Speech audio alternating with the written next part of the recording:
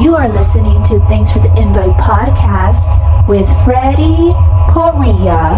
Hey guys, it's Freddy Correa. I'm in Vegas, freezing my balls off. We're back. Thank you for listening to the podcast, guys. We have a fun episode today. We have a SwapCast with my buddy all the way from Canada, Cassius Morris from the Cassius Morris Show. He was coming into Vegas for a whole week with his dad to come visit for the first time for his 21st birthday, and he came out here. He patiently waited till we were able to meet up because I canceled on him one day, and we finally did the podcast. So shout out to Cassius for being a cool ass dude, man. We had a fun SwapCast outside of a Venezuelan arepas place. It's a very good food joint. If you ever want to eat some good Latin food in Vegas, it's called Viva las Arepas. So shout out to them. I asked permission. They let us record. We've been kicked out lately from a lot of places, so now I'm starting to ask permission all the time. So I got to record with Cassius. Cassius, if you don't remember who he is, if you haven't heard of him, if you're part of the Church of What's Happening Now, you know who it is. But he is a young man who's been interviewing people since he was 12, 13. He interviewed people like Joe Rogan, Adam Carolla, Joey Diaz, Ari Shafir. The list goes on and on, guys. He's a great podcaster. He's been doing it way longer than a lot of us, and it was a pleasure to finally have him on the podcast live, because we've done a show before, and I'm going to re-upload that episode, by the way, of Cassius when he was on the podcast probably about 2 years ago or so. So I'm going to re-upload that one as a bonus episode this week, but got to have him on the show, so that was pretty cool. Now, the reason I'm freezing my balls off is because they're working on our heater on the roof right now, and our heater, we've been having issues where you turn it on, it stays on for 10 minutes, and then it turns off. It never reaches its the temperature where we put it on the thermostat. So we're putting the thermostat, let's say, at 78 or 74. I know that's really high, just an example. To me, that's high because I like being cold. Lizzie likes to be super warm and cozy. Me, I prefer to be cold, and if I need to cover up, I'll put on a hoodie or something. But anyway, we've been having issues with that in our house since we moved in last year. We put up with it all winter last year. Finally, we got somebody to come out and look at it. They got off the roof. They're ready to leave. I was about to pay the dude, and boom, it shut off again. So now they're back up there, and I have the doors open. So yeah, I'm freezing my balls off, but I like it. I like being cold. So there you go. A little insight story on the Correa family, what we're doing on Thanksgiving weekend. Oh, and I hope you enjoyed the episode with Lee Syatt. That was a really cool episode to have him back on episode 200. So thank you, everybody, all the support. Everybody that... Oh, you know what? Let me give some shout outs. Everybody showed a lot of support and a lot of love towards the podcast and shared it with everybody, other people. So thank you guys. Shout out to Gerardo Cardona, cool homie. I've known him since he was a tiny little kid when we were in church up in Reno. Shout out to him for always keeping up with the podcast and hitting me up when the new episodes drop. And Badaborn, Don Wrangler, Justin Ruff, it's Tony Perez, Steve Aparicio, Eric Andrade, Jose Maria Gomez, and Matun Batu from Twitter, always sharing the podcast. Cool ass person, man. Let's do some more shout outs right here. Scott Wharton, a funny comic from the Church of What's Happening Now. He also shared the podcast, so thank you for sharing, bro. That was very nice of you. Just if you guys do that, man, that helps a lot. So thank you guys. Deborah Hubbard, always holding it down. She'll tag me on a picture sometimes that she's listening to it in the car, and she'll show me when she's listening to it. So thank you guys. If you guys take screenshots and you share it with people, I really appreciate that. I already said Eric Andrade, Westwoods, Sarah Shea. So thank you guys for sharing the podcast. And very special shout out to Moon Knight Lady. I forgot to say this. Karina from Colorado. I've known her from Twitter. Never met her in person, but I've known her for a long time. And she sent me, Lizzie and myself, through another comic that was coming into Vegas. She sent us a little gift and like a nice holiday card. So thank you so much. That was very sweet of you for doing that. And of course, Grandpa Nicotine. Always happy to see him on Twitter. I still never seen his face. But these people, man, they go back. Moon Knight Lady, Grandpa Nicotine, Chabo 101. They all go back to a long time listening to the podcast. So thank you guys. My man Grumpzilla, Alyssa, all the way from Canada as well. Always sharing the podcast. Alyssa Harder from Bombtastic, Girl Oxygen. These are a lot of shout outs, guys, but I'm just happy to be able to, to be able to share a podcast, something that we create, in a way. It is art. It's something we're putting together. We're spending time editing and just putting it up. So that you guys can have some entertainment while you're out there holiday shopping or at work, Oh, and my man Scott Cunningham from the Church of What's Happening Now, thank you for sharing it with the actual group. He's the guy that created the church, the group, the one that's the real Church of What's Happening group on Facebook, and he shared the podcast. I don't like to spam people on groups, so I really appreciate that, Scott. Thank you for sharing that.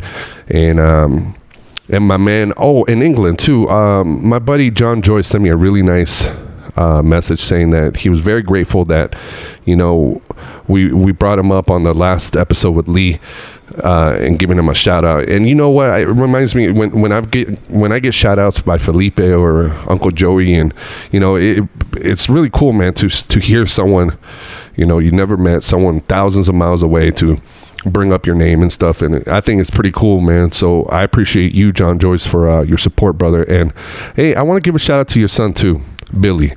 That's really cool. He sent me a message. I'm not going to read the message out, he sent me, but pretty much he said that his son heard the shout out on the radio when he was playing it. Well, not the radio, but the car stereo or whatever. I think it was a car. But he was playing it for him, so he was hearing a little bit of the podcast, and he thought it was like, wow, that's so cool, Dad. You got people, that know you out here in the United States and stuff. And so shout out to Billy, man. Billy, I believe he's 9 years old, and he's a cool ass dude, man. Well, I didn't mean to say ass. Sorry, bro. But he's a cool dude, man. Shout out to Billy. That's so cool. To be all excited about his dad and everything, and so thanks, John Joyce. That's very nice. It was very touching, that message you sent, bro. So thank you for that. Hope to see you one day in England when Lizzie and I go out there and visit. Definitely want to link up. When? I don't know. I really I have no idea. We're just it's been a while, but we've pretty much been getting back on our feet financially. So it's been, buying a house, all the expenses and remodeling. So going through a lot of stuff. Oh, and by the way, one of the things I like to do when I'm podcasting or when I'm listening to podcasts is I'm doing some construction at the house. Last year I showed you guys pictures of us remodeling, ripping out the floors, the carpet, the tile. Now I'm on a new project, and I'm adding a door to what used to be the garage, and before us they converted the garage into a master bedroom, so it's a big ass room, and I'm gonna pretty much make it into a little studio. So I'll let you know how that goes. I already bought the door. I ripped out the sheetrock.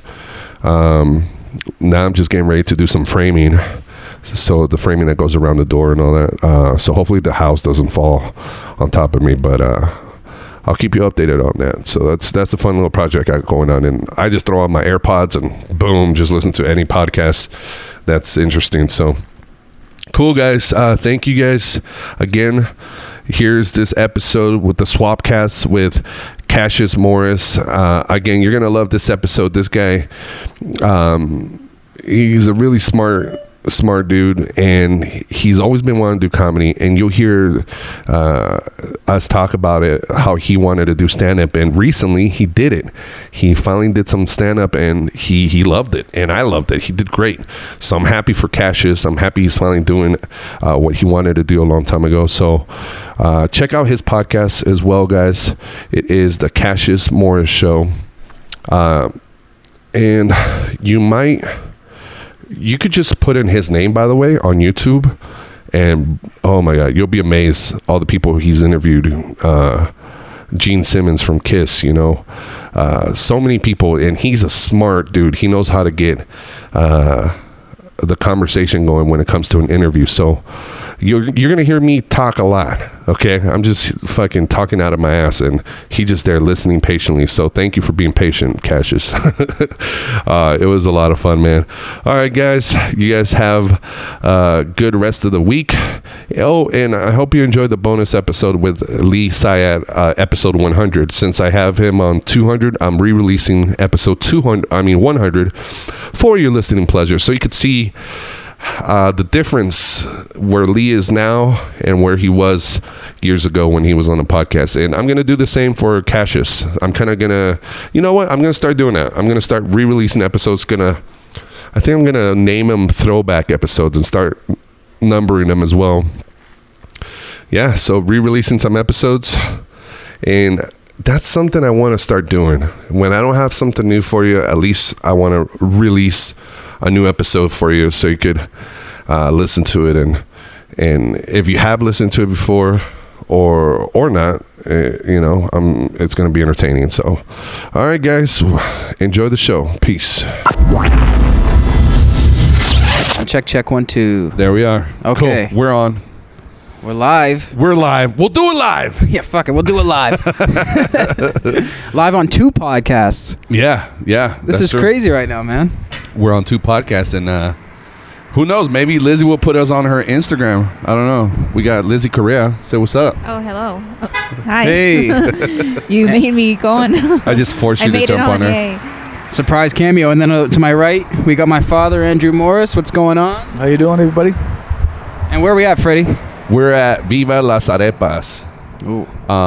It's a Venezuelan food joint, right outside of the strip. Well, it's on Las Vegas Boulevard, but this is considered not really the strip anymore. Right.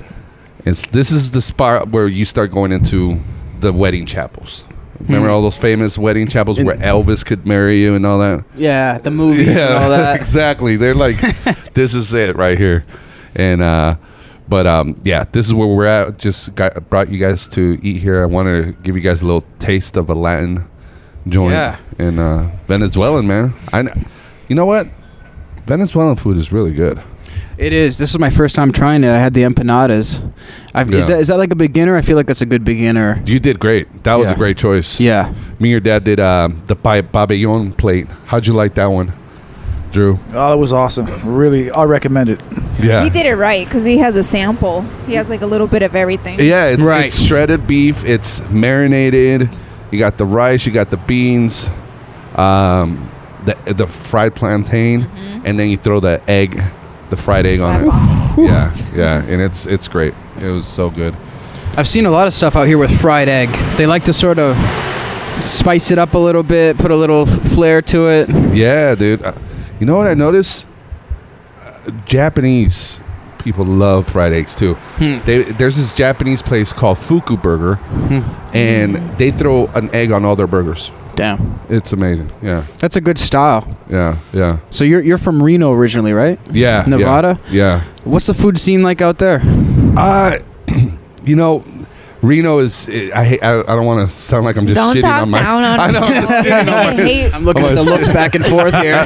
Well, she was born and raised there. Okay. I was just raised there, but It's been popping. It's growing. Okay. Yeah, I guess so. It doesn't have like a name to it, but I mean, it's growing. Here's the thing: we moved out here in 2012, and before that, as far as Latin food, the only Latin food I ever ate was Cuban food if my dad cooked it. But I never went to a Cuban restaurant until I moved to Vegas because there's so many Cubans here, and I've never had anything other than Mexican food and Salvadoran food, which is where she's from. Well, her parents. Woo woo. Shout out. So like pupusas, they're like these pupusas. Salvatrucha is what you call Salvadorans. Thank you. But pupusas is kind of like an arepa, except it's not cut open. It's all stuffed. It's like stuffed with other stuff. It's all like they're Latins are just hacks. They just fucking copy each other, and they just call it something else. It's like a gordita, you know? Yeah, open a good spot, change the name. At least they have the recipe down, though. Oh yeah, it's still amazing. It tastes so good. But that's all I knew as far as Latin food. As far as Asian food, Chinese and Vietnamese. Right. It wasn't until we moved here where I started trying other stuff. You know, Taiwanese, Thailand. You know, what's the Mongolian? Korean. Right. Oh, Korean. That's a big one right Barbecue and all that. there. Korean barbecue. Yeah. I've had it at a food court. I feel like a hack. I'm like, I can't even say I've had Korean barbecue in a food court. Freaking ridiculous. You notice how excited I am talking about food? It's like I know. We're foodies. I just got done eating, and I'm just like all passionate about it. Like, We're about to go back in here. yeah. So when you come like to a place like Las Vegas, were you guys familiar with the spot, or like did you have to go out on foot and like find all the good spots, find bad spots, and go through them? We were familiar, but it was because we would come visit probably like twice a year. Okay. The first time we came, Lizzie and I, we came in 2005 when we first got married. Okay. We stayed at the Stratosphere. Oh, right there. Nice. Yeah, same place where you guys went to see the comedy club. That's right. And this is all way before I did comedy. So I never imagined I was going to be a comedian or anything. Really? And then work at the Stratosphere. But Right. that was the first time we stayed there. After that, years passed, and we would come with friends to visit, and we would stay at Excalibur or Luxor, and we would party out here a lot. So we would come out here because we were raised like very hardcore Christians. Her dad's the pastor of the church where we grew up in, so we were very sheltered from partying and all that. So we were late bloomers in the sense where we didn't party till like our late 20s. Right. Okay. So weird. So you took your time to figure that part out. I guess so. Yeah, Right. yeah. But that was kind of like, so I guess that, to answer the question, that's kind of like how we got familiarized. We would come out here so much. That's so cool. So at what point did the comedy come in? Comedy. 2005 you came out here. No, we came out. Well, yeah. To visit. To visit. Comedy didn't happen until 2011. So what happened there? I think YouTube, the internet, helped a lot. I never knew I wanted to be a comedian, but it was more like I always had that I was always an attention whore, you know, like right. I wanted to have the attention. I wanted to look at me, you know. Look at me, I'm making people. I would try to make people laugh, or there was a point in my life where I would like imitate Michael Jackson. Oh yeah. When I was a young teenager, and I would like dance like him. And really? My mom put me in talent competitions. He's embarrassed of these videos and these photos, and I'm like so proud. I'm like, I never did that. I would be like the quiet little shy one in the corner. Yeah. You were dancing out stage, doing all these nice little twirls. I was grabbing my crotch on stage. You were just a big fan? Yeah, I was a huge fan since I was a kid. That's crazy. Yeah, Me and my pops were just talking about this the other day because we saw a bunch of them, and I was saying, like, first of all, what does it take to be, like, in one of the shows? Like, imagine the audition room, just a bunch of mics just sitting there. Yeah. But, like, so you got in the talent shows for it. Yeah, my mom would, at one point, she would force me to do it. And I was so embarrassed because I was already about to turn, you know, I think the last time I did it was I was 14. Okay. And I'm like, he's like, okay, I get it. Yeah. It's like, it's like when I think of it, like when I met you online, you were 14 interviewing Joe Rogan. Yeah, seriously. Adam Carolla. I'm on stage trying to act like Michael Jackson, you know, with the hat. You know, I'm like, I don't think I should be doing this. I don't want my friends at school would make fun of me. Like, not in a bad way, but they would try to put me on the spot and say, do the moves, you know, and it was just embarrassing. It was so embarrassing. I can kind of relate. I was the Kiss kid in school. Oh, yeah. I always love, like, I still love Kiss. Yeah, you know, but, like, it got to the point where, like, random people would come up to me and be like, you're obsessed with Kiss, right? And I'd be like, yeah, but who are you? Like, you know what I mean? Yeah. But word just spread. So I guess people would probably assume if you came to Vegas that you'd end up being a mic. Yeah. You know what I mean? But that didn't happen. Let me ask you this. How was it when you interviewed, and I know you're a Kiss fan, so I'm sorry. So I apologize in advance. What's his name? Richard? From Kiss? Yeah, the main singer? I got Gene Simmons. Yeah. How was it? He got to interview him. Oh, wow. Yeah. I saw the video. How was that?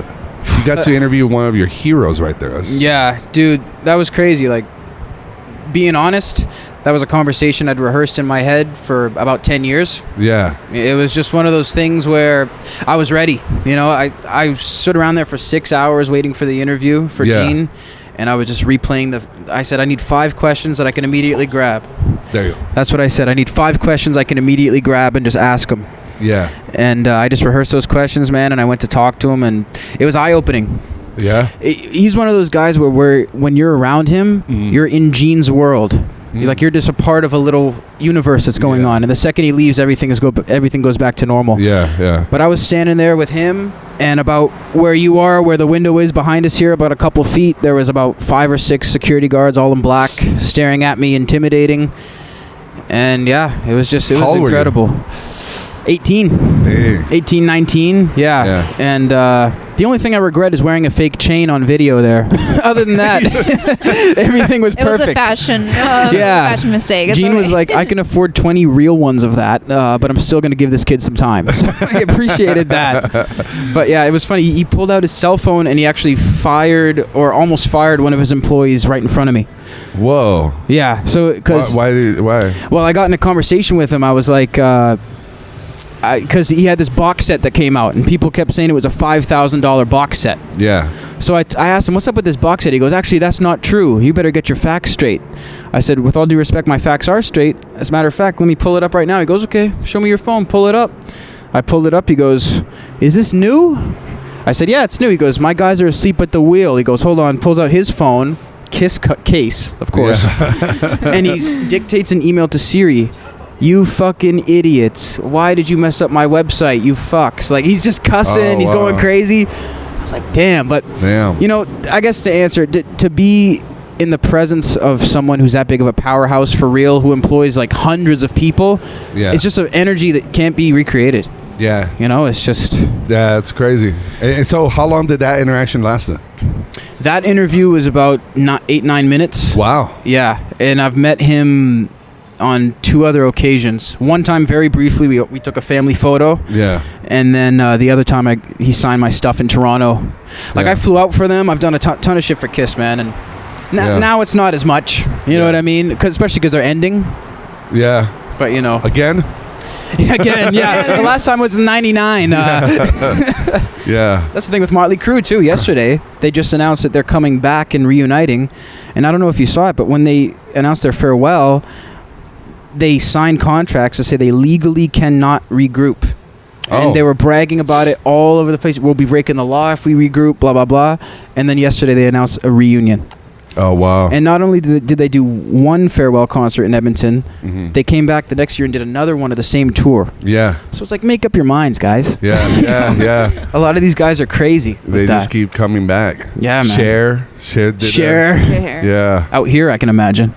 Yeah. She fucks around out here. Have you been to the Kiss golf thing here at the Rio? No, not yet. I want to see that. Oh my gosh, You're going to go do a show with, what's his name? Pretty Boy. Yeah, so. Yeah, I'm probably going to go to there. Yeah. Dude. Yeah. Check it out, man. Kiss golf. It's such a good spot.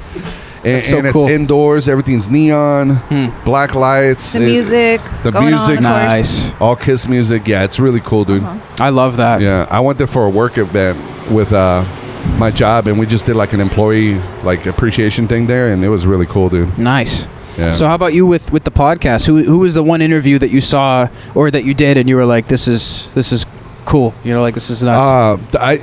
Like a game changer type of thing? Yeah, like just one that really, I guess, made an impression on you. Because I think every podcaster has one that they really carry with them, you know? Yeah, I think when I interviewed Michael Wheels Parisi, he's Andrew Dice Clay's best friend. Oh, cool. And opener. And he's been doing comedy for like over 30 years, you know? Wow. So he lives out here in Vegas. When I first moved to Vegas, I met him and I had him on the podcast, and the advice that he gave on that podcast was so motivational. Like it's the way he speaks. He's very positive. And I'll be honest, like I've had a lot of people on the podcast where it's great to conversate. It's fun. Yeah. I have a blast, but that really impacted me because after I had him on the podcast a Saturday, and I think we had been out here in Vegas for about a little over a year, and I had done maybe 1 or 2 guest spots at LA Comedy Club. Right. I'm only 2 years deep into comedy, and right now, no, at that point. Okay, gotcha. Yeah. But after I interviewed Wheels, I went out there like, fuck this crowd, I'm gonna fuck them up. Right. You know, like I'm this is gonna be my show this time. Like, and I had such a great set that the owner of LA Comedy Club, Matt, asked me to be a regular host at their other club at Planet Hollywood called Las Vegas Live. Okay. Which is where Edwin San Juan is now. And that's still there. That's still there. Okay, I didn't see that when I was up there. Yeah. That's cool. And so I became the regular host there, and that helped me develop because now I had a regular spot on a Friday every week. Wow. And that really helped me a lot develop. So I think having Wheels on the podcast, I've been thinking of asking him again, see if he could do it again, but it was great. Wow. Because this is a Comedy Store regular guy, a guy he started doing comedy back in the 80s in Pips Comedy Club up in New York. He became friends with Dice, and he became Andrew Dice Clay's opener ever since that. So I don't know if you ever hear Dice. Every time he's on Joe Rogan's, or he always brings up Wheels. Right. And Wheels is a character. I'll be honest, he's a character. Like, there's this story that not Andrew Dice Clay said, but when him and Eleanor Kerrigan were on Joe Rogan's told a story that Wheels lied to him and said that he was a professional pool player. Oh, really? And he was great at it. And he's like, so we started betting one night, and till this day, Wheels still owes me $20 because I destroyed him. He's like, I destroyed him. He was a liar. He was trying to act like he was going to beat me. He ends up beating him. And he's like, till this day, he still owes me $20. And I told Wheels the story. I said, I heard this story on Joe Rogan. He's like, why do you think I never paid him back? I'm like, why? He's like, because if I pay him back, he'll stop talking about it. Yeah, I need that promotion. I need those plugs. That's funny. Yeah, so that's a milestone for you. Yeah, to me that was it. Yeah. Having Michael Wheels Parisi on the podcast, it was great. And to kind of like a full circle on that sense. So after doing that, I became a regular host at LA Comedy Club and at Vegas Live. My first feature gig was thanks to Wheels. He booked me to do my first feature. You know, I didn't. You know, a lot of comedies, when they first start doing comedy, right away, like 6 months into it, they're like, "Oh yeah, I got 40 minutes. I got 50 minutes in the can. I could do 40 minutes on stage." Yeah, but it's all shit. It's all garbage. Right. You know, it's not 40 of your best. It's right? not the best. Yeah. At this time, I was not even close to being 15 or 20 minutes when he asked me to feature, which is probably, at this point, I'm about 4 or 5 years into it, and he had me do it. Wow. I was so grateful because he paid me like 150 or 200, something like that. You know, that's great for comics, for people who don't realize. Yeah. You know, like, honestly. And I don't live off of comedy. I have my full-time job. Yeah. But it is great. It's still great to do 15 minutes and get paid close to 200. You know, because I see people do it for free all the time. Yeah. So it's like, it's awesome. If you do something that you love for free, if you're willing to do it for the rest of your life, eventually you deserve to get paid for it. I agree. Preach. I think I heard Sam. I think, who was it? It was Jason Tebow and Steve Simone said that, and it stuck with me. Great guys. Yeah, I love that. Yeah. That's crazy. So you were on stage at the Stratosphere. You said basically, I'm gonna make the crowd nervous to see me.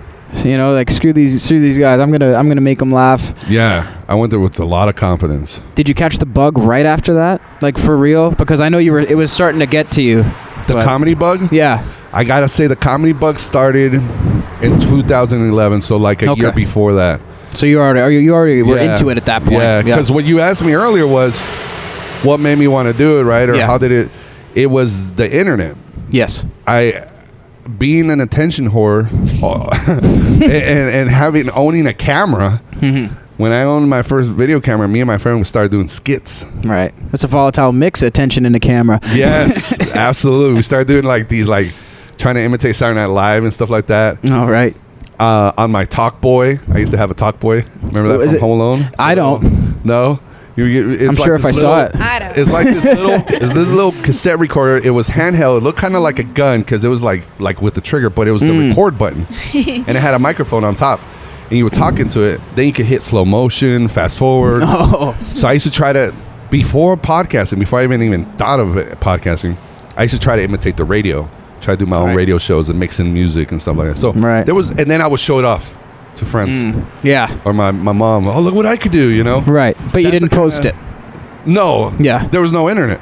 Right. You know? So you would actually just do a podcast and like just show it to friends. Word of mouth. Posting back then was sharing it. Just showing it to my friends. Yeah. I'll run downstairs to the big boombox and play it.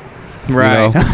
That's awesome. Or go to the cassette player and show the videos that we would do and stuff. So YouTube came around, and me and Tony, my best friend, we still did skits. Yeah. So we started putting it on YouTube. Facebook was starting to blow up, and then people started telling me on Facebook, "Hey, you should be a comedian, man. You're always making me laugh with your videos." And these videos, when I look back, they're horrible. Like, why were you guys laughing at this? You guys are idiots. This made you laugh? Yeah. Well, I should definitely do comedy. So people would tell me that. So I'm like, I don't know how to do it. I have no idea. Well, there was a morning radio show with this guy named Panama. That was his nickname, the radio host. And his sidekick was Dave McCarelli, a comedian. Okay. And while I'm at work being a cable guy, I would listen to them and I would prank call them. As an adult, okay, this is how much of a immature person I am. Here I am, 22, 23 years old, and I'm prank calling the radio station and hanging up and just dying laughing, like just having a blast, you know? Right. Calling my coworkers, hey, tune into the Buzz, whatever station it was at the time, and I'm going to call in right now. And I've had characters. I had this character called the Drunken Mexican. Yeah. And I just sound like a drunk with a thick Mexican accent. It was like a Crank Yankers type of thing with like characters and shit. That's exactly, awesome. Dude. That's cool. So this guy, Dave McCarelli, he would announce when he was going to do a show locally in Reno. And he was going to do a show at the Nugget. Okay. The Golden Nugget in Carson City. I decided to go out. We decided to go, right? We went to go see him. And this is the first time I meet him face to face. And then I confessed to him that I was the guy that would prank call. Wow. And I thought he was going to be pissed off. Right. And he's like, and dude. He slapped you. I'm just kidding. He's like, that's so funny. I actually thought he was going to be pissed off that I was prank calling them all the time. But he liked it. They're idiots, though. Why didn't they fucking pre-screen the calls? You know? That's it was all basic. live. I could have just Dave cussed. McCarelli, if you're hearing this. Yeah. No, but no. Just kidding. You said no. Why wouldn't you pre-screen? Why? So that's true. So anyway, after his show, I said, you were so funny, blah, blah, blah. And then he's like, hey, man, you ever thought about doing comedy? And here it is now coming from a comedian. So I'm like, yeah, but I don't know how. He's like, here, you go to an open mic, prepare 2-3 minutes, gave me the rundown. And it still passed maybe another 6 months. And then finally I did it. And that's when I caught the bug. Oh, okay. Wow. Yeah. Because that's so cool. I put it on Facebook. I said, hey, guys, I'm going to do comedy. And, bro, people were so supportive. I had it was like this hipster dive hole-in-the-wall bar called Third Street Bar where they did an open mic. All white kids, college kids. And I packed that place with like 60 Mexicans. Wow. Word of mouth, just Facebook. Through Facebook, dude. Yeah. People showed up. It was a comedy competition. The format of the open mic, it was like at the end you would see who was the funniest, whatever. Right. I won, not because I was funny, but because I brought so many people. Oh, yeah. So they voted for me. Had a G. Sold some drinks. You did some shit, right? Exactly. Yeah. So I won. And, bro, that laughter just, I had to keep doing it, keep chasing it. I won, so the next week I went there again. Half of the friends showed up. I didn't bomb until the third time. Okay. I ate shit. You think that's luck? Do you think most people bomb before their third performance, or no? I think the right way to do it, to be honest, is don't tell anybody and just do it and bomb a lot. Okay. So don't invite friends. No. So you took a chance. I took a chance. I am lucky because a lot of people that do what I do will do what I did. That I've seen in my little comedy career of 8-9 years that I've been doing it, I've seen a lot of people do it the way I did it. Yeah. But they're not around anymore. Because it's this false hope that you have when you have all your friends laughing, and of course they're gonna laugh at your setups. Of course. You know, I'll send you my video of my first. I'll send it to you later. It's like private on YouTube now, but At least you have it. yeah, and it's great to have it. But you could just hear it. They're laughing at setups. They're laughing, and it felt great. It felt so good. But the moment they stop coming, or the moment they hear you do the same jokes, it's like, when are you gonna write new jokes or whatever? Yeah. I have a lot of friends or acquaintances, I would say, that did it that way, and they're not doing comedy anymore. They gave up Because of that initial quote unquote, I guess, false hope feeling. Yeah. because it's and that's why a lot of people talk shit about comedy classes. Because comedy classes, you pay, I think they're very beneficial, but you pay money to learn shit you could just learn on the internet. Yes. Nowadays, or podcast. Yeah, absolutely. You know more about comedy than a lot of people. Yeah. That Just are because of doing it. podcasts. Just because of podcasts. Yeah. It's this new way of learning. Yeah. So a lot of people shit on comedy schools because you're paying them money, and the guy teaching it's never somebody that's successful. It's always like Some guy. If it worked, he wouldn't be teaching the class. Yeah, exactly. It's like a failed comic. Kind of like what's that show with the guy from Saturday Night Live? He's a serial killer. Is it that Barry? Barry. Oh, okay. Have you heard of that show? I was Barry? thinking Dexter or something like that. It's kind of like that guy. Yeah. Barry is like this wannabe actor, but he's also like a killer. It's a really cool show. But anyways, without giving you the spoilers, he is trying to be an actor in Hollywood, so he's going to comedy classes. Acting classes. But of course, the teacher is a failed actor. Right. It's so funny. Like, that is funny. and it's the guy from the Fonz from Happy Days. Winkler. Yeah, Winkler. He's a great actor, but he's so good at playing a failed actor. It's Right. It's amazing. Certain vibe. So that's why a lot of people that go to these comedy classes and they pay for this money. And I don't know if you know this, but like in comedy classes, at the end when you graduate, they'd have you invite all your friends and family. Oh. So then you perform. It's almost the same setting. Right. And here you are with this false hope. Now you're Right. going to get sent into the comedy world and eat shit now. Ah, you know You what? know? That's interesting because I did magic classes as a kid, and it was the same setup. Oh, yeah. At the end, we did a show. We practiced our tricks with one another. I think it was good, but at the same time, your family's not going to boo you. Yeah, You know what I mean? Yeah. They're all At least I was everybody's a very kid. supportive, Yeah. which is great. You know, Yeah. there's really nothing wrong with it. I think that's why people shit on it. I took some comedy classes after the fact that I started it. I learned a lot. There's a lot of beneficial things you can learn. Interesting. So, yeah, I took a comedy class from this guy named Dante, and what I liked about his class, it was more like he taught you the business. Okay. Yeah. 'Cause that's important. Yeah, some comedy classes they try to teach you to be funny, and no one could teach that. No. You learn it. Yeah. I do believe that people could suck really bad on stage, and you become better by doing it. You just got to keep doing it. Yes. You hear stories of Sebastian. Even Joey will say it. He was struggling for a long time. Was he? Yeah. I mean, he always had like this talent, but he wasn't as great as he is now. Obviously, it's because he made himself that way. He worked his ass off. He worked his ass. He was working as a waiter, and all right. It's Las Vegas, everybody. Yeah. So for the listeners, I just got distracted by this guy that looked like he was wearing a romper. This isn't Miami, is it? No, it's like he's wearing like like there's Hawaiian shirts, and he's wearing the matching shorts. He looks like the produce aisle. That's what he looks like. It's awful. But comedy class is what you were touching on. Sorry. It's okay. Squirrel. I just looked at him. Oh shit.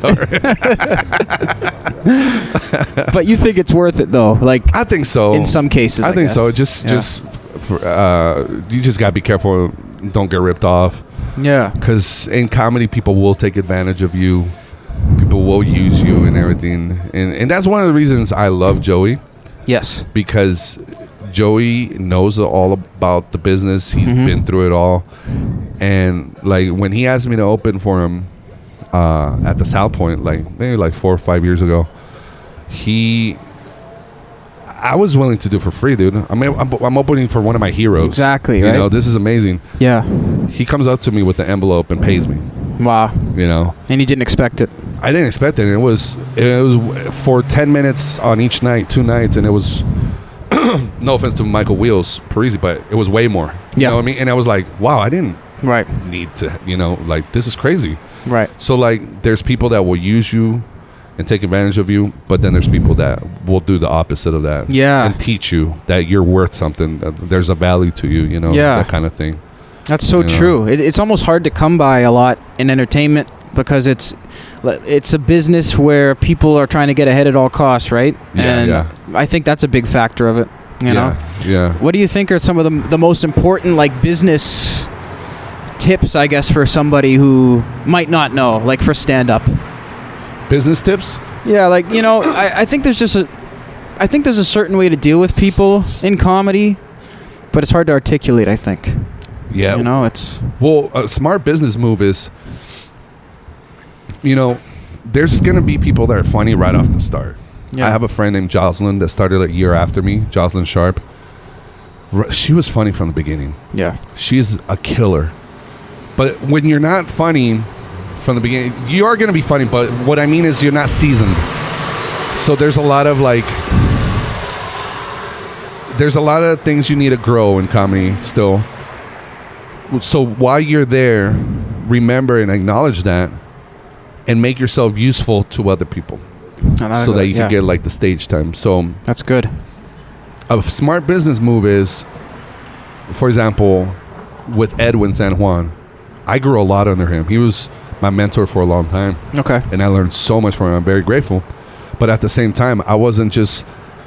When he came into town and he got offered to be the resident headliner at Planet Hollywood from these guys, is like, that used to be just a regular comedy club. They would swap comics every week. They wanted to have him there always. Wow. So that's his job now. You know, that's crazy. Yeah, it's like the Carrot Top like resident, like something like that. Wow. And he's been there already over 5 years. And damn. So when comics saw that there was a new comic here giving spots time, you know, stage time, they flocked and they would just like go over there and just hang out. But they would just show up and smoke weed and just get drunk or whatever. And I would show up with my Zoom and be like, Edwin, you want to record your set? Do you want to record audio? Do you want to record video? Make yourself useful in a way, you know? Yeah. Maybe a little interview after the show. Interviews, yeah. Yeah. And I ended up producing this podcast. He started a podcast for a while and it was very successful for a long time. Nice. And so there's things like that, you know, making yourself useful, I think, is very important. Yeah. But then you also have to be careful because some people will take advantage of it. Yes. So that's the part where, you know, if you're doing comedy, more likely you're over 21 because you can't really perform before that unless, you know, it's like a bar or like a coffee shop. You can slip in, I guess. You can slip in, yeah, them. It's not easy. But even people that are adults, you would think, you know, you'd be smarter than that. But there's people who will take advantage. Yeah. You know, and by that I mean like, here's one thing I learned from this guy named Jack Jr. He's the son of the owners of the Ha Ha Comedy Club. Okay. And you probably heard that Ha Ha definitely before, right? They have quite a few, right? Yeah, they used to have 2. Now it's just 1. Okay. But like D'Agostino, yep, he used to be one of the managers there. Oh wow, like it's a great club. Anyway, Jack Jr. told me something, maybe like 2-3 years ago. He said, when somebody's trying to ask you for something, you need to figure out what they're going to give you in return. Yeah. As far as comedy goes, like I live in Vegas, so comics see me as like, oh man, Freddie could give me some stage time in this. Yeah. And it's not really like that. I don't really have the power to give you stage time. Right. You know? But if I'm willing to vouch for somebody, when I go to LA, are you going to vouch for me? That kind of thing. Yeah. Yeah. You know, so that's exactly. that's the kind of, I think, business advice I would give because that's very important. Well, that's the thing because everybody's trying to level up, so to speak. Yeah. So it doesn't really make sense to... It has to be a mutual thing, I think, if it's going to make sense. Yeah. You know? Well. I would throw in, having worked at a club for a while, and I don't know what it's like here because that's in Canada, when people leave during the show, when they're on the show, that's a big faux pas, at least in Edmonton. I don't know how it is here. Do people typically do their sets and leave? Like features, I mean. Like after their sets. Yeah, like if let's say we have 6 comics at the Strat. Yeah. And Willie was up the other night, and he asked for this guy who was performing. Where is he at? And they said he left, and the whole room was sort of like, Oh wow. You know what I mean? Yeah. That's what I always hear in Edmonton. I always hear, stay for the whole show, be gracious. Oh yeah. But you can't always. You can't always if you have prior engagements. That's the thing. Yeah. Go do another set. Yeah. You know what I mean? Like, yeah. I mean that happens. I think it's important to stay. Yeah. If you can. If you can. I like to be the guy that shakes hands afterwards. I like to shake. And again, being the attention whore, I want to hear it. Great set. Oh, right. Yeah. I know. Yeah. Just wanted to reaffirm when I eat shit, and we all do, you know, people think just because she's been doing it for a while. No, even Joey. That's why I love Joey, because Joey's so honest. He'll be like, yeah, I ate dicks at the Comedy Store. You know, like, yeah. Like, this is a guy that's been doing it over 30 years. Seriously. He says he eats dicks, you know? And maybe to other people, he did great, but right. He knows to himself, he bombed to himself. Yeah. So anyway, when I do bomb, I don't want to talk to them afterwards. Yeah. I just, maybe I'll talk to them, but, or sometimes there's an audience that you just don't like. Yeah. You're like, this is a dumb audience or something like that, and then you just stay away. But for the most part, I try to always say hi or bye. Like the other night we did Sam Tripoli's show downtown. Oh, nice. With Eddie? Yeah. Nice. Eddie Bravo. How was that? I wish I would have stayed for the whole show, but I opened and then I rushed here. Oh, yeah. So I had to do the spot here, but I wish I would have stayed because it was so cool it's so cool. There's a difference when you're just working at a comedy club and people are just coming because it's a comedy club. Yes. Not necessarily coming to see the comedian. That must happen at the Laugh Factory a lot. Yes. Because it's a big name. Yeah. Yeah. Yeah. The Laugh at, like, when you hear Don Mairera is going there, people go there to see Don Mairera. Like, yes. There's people that draw. Well, Sam's show was a draw. Yeah. Everybody was there for him and Eddie. Yes. Because their podcast has been blowing out. Tinfoil hat. Yeah. And it's so different to do a show, let's say, compared to a regular comedy club where nobody knows really who's the headliner. Yeah. I mean, it's going to be a fun show, but nobody really knows who they're. Then when you go to see, when you perform for an audience that's there because they're a fan of the headliner. Yeah. It's so different. Like it's a big vibe. Like when I did it for Joey, yeah. Because it's just, it's like the environment is just, it's amazing. Wow. It's so amazing. It's electric. It's electric. Yes. It was great.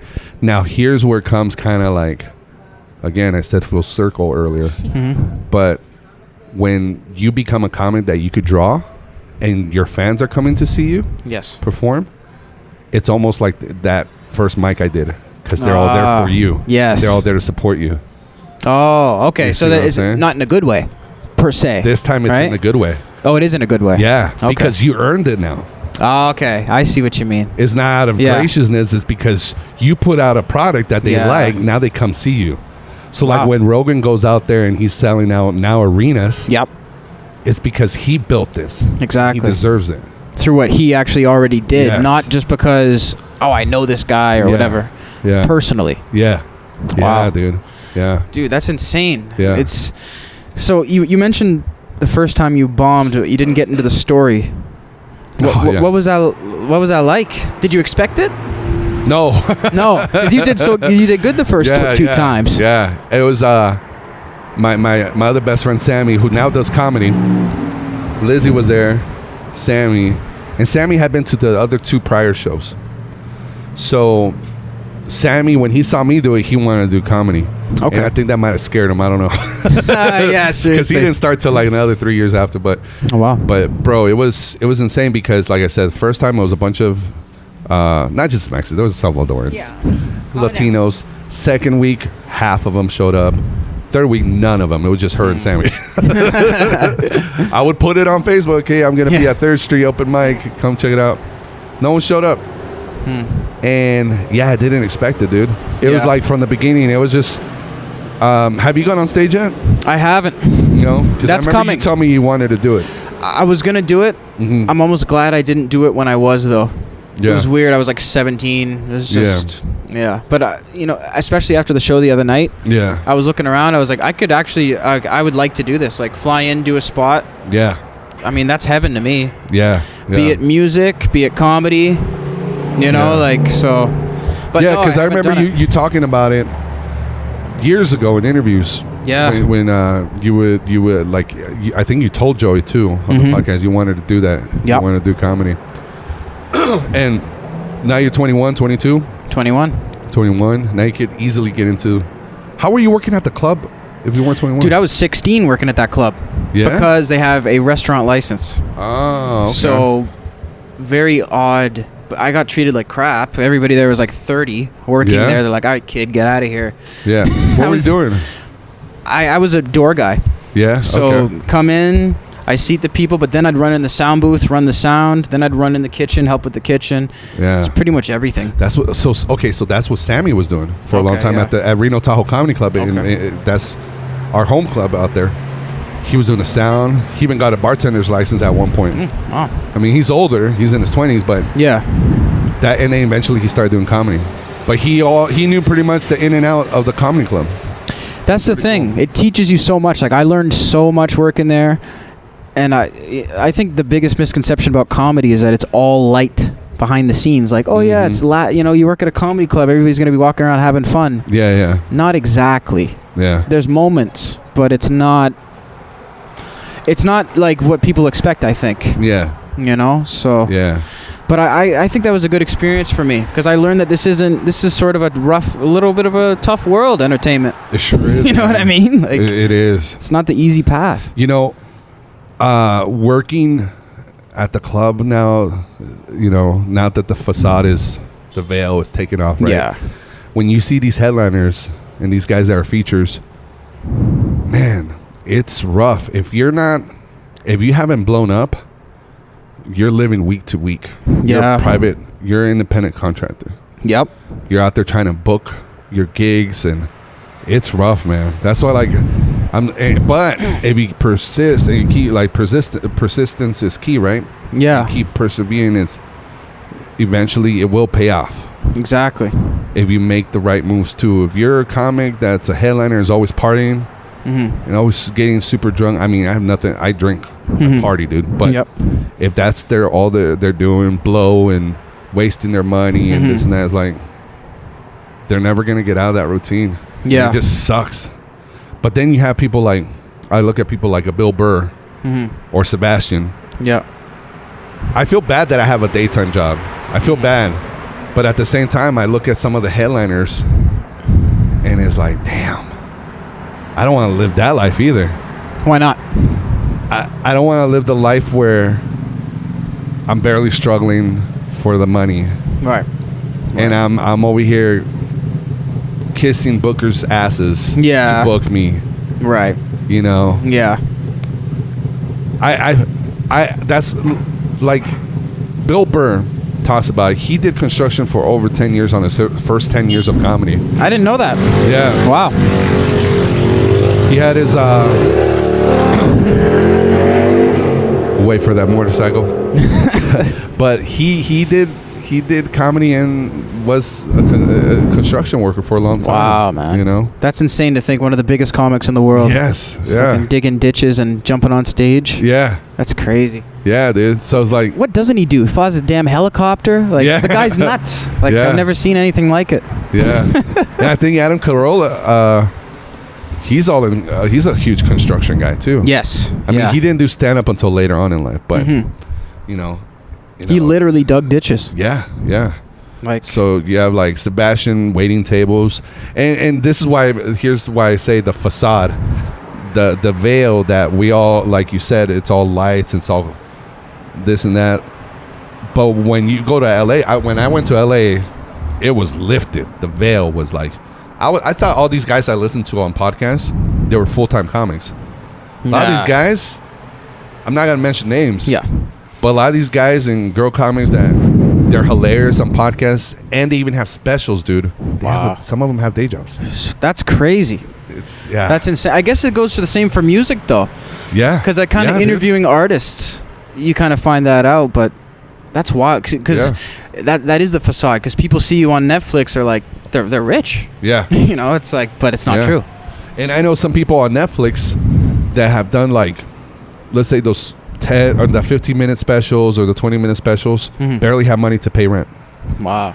So comedy, that's why it's something you really gotta love, and you're doing it because you love it, not for the money. Hell yeah. You know, I guess like any art. Any art is really like that. I think comedy has a lot of that, in podcasting almost more so, because it's like a lot harder to make any cash in that. Some guy just threw some bottles in the middle of the street. All right. That's Vegas for you. That's Vegas. Bring back the romper guy. yeah. I like that guy. He's so much nicer. That's him. He just covered up. He covered up. He got mad. We were making fun of him. All right. How we doing on time? I got some questions, but Yeah, let's do it. I mean, if we go a little over, right? What time is it? 8:48? Yeah. Okay, bro. Well, how much time you got?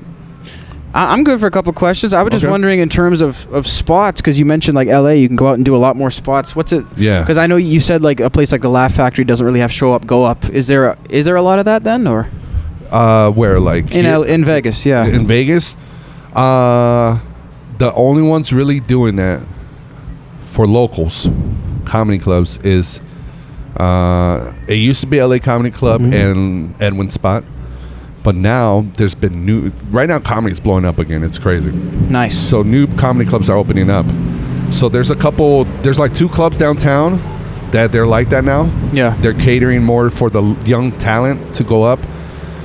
But other than that, there's a really cool comedy scene in Vegas that they say, if you don't want to put us up at the club, we're going to make our own shows. So it's like this new movement, this new scene where they're showing up to a bar and saying, what's your slowest night? Okay, I'm going to do a comedy show and I'm going to have people come here. We're going to perform and we're going to make you money at the bar. Nice. So there's these like this guy named Ian Rainier. He produces these shows called Fun Days out here. So he has Sunday Fun Day, tonight at the Stand Dollar, Monday Fun Day. So he calls them Fun Day as his brand, but he's producing them throughout town now. Wow. So it's like if the clubs aren't booking you, make your own shows. Right. And that's what Sam Tripoli is originally from Vegas. He started comedy out here. Oh. So the history of the comedy scene in Vegas was Doug Stanhope. He was in the 90s. You know? Yeah. He was coming up as a comic out here in Vegas. Right. After that, kind of the scene kind of died out. Vegas has never really been a place where you start. It's where you end. Right. You know? Established sort of, or more so. You come here to have your residency. Yeah. And you finish your career here. Right. So it's really hard to kind of start ass backwards, you know? You're like... That's true. You know? That's a good point. In terms of my thinking. Yeah. Because I'm thinking I want to come out to a place like this and start. It's doable. It's very doable. You did it. Yeah. But, it's very doable. But I'm not looking down on it because times change, you see. So the thing, if anything, it really helps you. Maybe it inspires you to get better because you're competing against Cirque du Soleil. Yep. You're competing. This is the entertainment capital of the world. Honestly. You're competing on a Friday night against 2 Chainz, you know? Yeah. Aerosmith, you name it, right? Yeah. So crazy. You better like put up a really good show. Yeah. Look at these people on the bus staring at us. What up? What up? Nobody's staring. Nobody's staring at me. I was like, I saw one person. Like, don't stare at me. Yeah. But yeah, like so Sam Tripoli, his mentality was nobody's gonna book him because at the time, this is before LA Comedy Club. Yeah. Okay. He's like, nobody's gonna book me. I'm gonna do my own shows, and he started doing his own shows out here. Started producing his shows, and eventually moved to LA. But you know, it's a great place to start. Also, I think, in my opinion, Vegas it's actually pretty tough compared to other places. Yes, because you're really competing. Like even the shows that my buddy Ian produces, you're at a bar in Vegas. It's not just performing at a bar. At the bar, they have slot machines. Right. So you're performing for the attention of those patrons. Right. To stop gambling and turn around and listen to, you know? So and look away from whatever game is on. Or exactly. Yeah. I used to do an open mic. I used to run my own show at this place where they had that basketball machine. Man, if somebody put in that $1 and started playing that while we're performing, it was so loud. It was like, horrible. Fuck. Yeah, dude. That's crazy. But that's kind of what it's like right now in Alberta. Yeah. It's really interesting. Like, people are going to every bar, and they're like, I'm going to do a show here. We're going to do it on this night. And then they work, they practice, they get their name out, and they go to Toronto. Yeah. I don't know if you performed in Canada. Not yet. I haven't been to Canada. Honestly, man, I think you should check it out. Like, even Edmonton, it's not the most nice city or whatever, but the clubs, like Rick Bronson's comedy club, that's the one I worked at. Yeah. They're so good about bringing people in, doing spots. Okay. And the Toronto scene is crazy right now. How far is Edmonton from Toronto? It's pretty much across the country. Oh, so wow. it's far. But Edmonton is in centered? Is it in the middle? It's in the western part. So western, it's closer to Vancouver. Yeah. Right next to it. Alberta. Yeah. Oh, I'm sound like a idiot American. What's Alberta, state or province? It's a province. Yeah, so the equivalent of a state. I'm a real idiot. No, it wasn't even a state. Same idea though. Same thing. Yeah. You know, so it's like, and we're sort of the Texas of Canada. It's like really? It's like a western kind of. You know what I mean? That's why I'm looking to relocate. Like, why am I driving past bales of hay? Like, that's got nothing to do with me. You know what I mean? So, like, I got to be in a place like this. So you're thinking of changing scenes? Is that what you're thinking? Oh, yeah. It was always LA. Mm-hmm. Like I was telling you earlier, I don't want to live in Cali right now. A lot of tough regulations, especially if you, let's say I was to hopefully one day make it big and start making a lot of money. You have a hard time in Cali. You know what I mean? As you guys know, it's like you can't build a house, you can't do shit. You got to have room. I mean, you'll probably have roommates here too, but it really is tough. My buddy, I was telling you earlier that he was renting a studio. Yeah. For like almost $1,000. Before that, when we went to visit him, remember he was roommates with a chick, sharing in a studio. In a studio. So weird. That's crazy. They were sleeping in the same room. Like bed on the floor? Yeah, like he had his little bed, a little air bed on one side of the living room, a little kind of divider type of thing. And I'm like, this is what people are paying for to live out here. Now he's great. He's in a great apartment now with a buddy it's a condo. Well, he deserves it. Yeah, clearly. But, man, people. That's crazy. People pay a price to live for a city like that, or like I would imagine New York. I was just gonna say that's that type of New York thing. Yeah, I know. I have friends that are comedians, like guy and girl. They're comics, but it's almost like they're just in they're boyfriend and girlfriend. Mm-hmm. But it's almost like they're just in a relationship so they could be roommates. Yeah, it's the most effective. So they could afford it to live in New York. Yeah, that's crazy. That New York is a whole different animal. Yeah. When it comes to the comedy scene. Yeah, in my opinion, I think that's where people should do comedy. Yeah.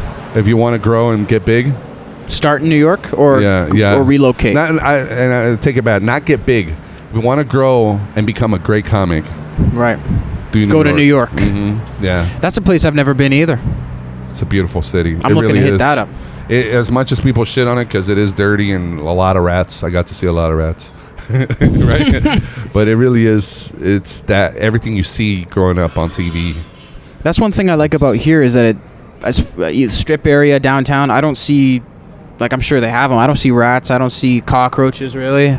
I'm sure they're around, but it's a lot cleaner than a lot of places. In the summer, you'll see the cockroaches that fly. In the summer, oh shit! Flying cockroaches. So this is just a season where they're away, right? Yeah. Okay, good. Thank God for that. I'm coming back every November. Damn. No, Vegas is a good spot though. It really is. But yeah. It just I have so you and sorry, I've been. This is a SwapCast.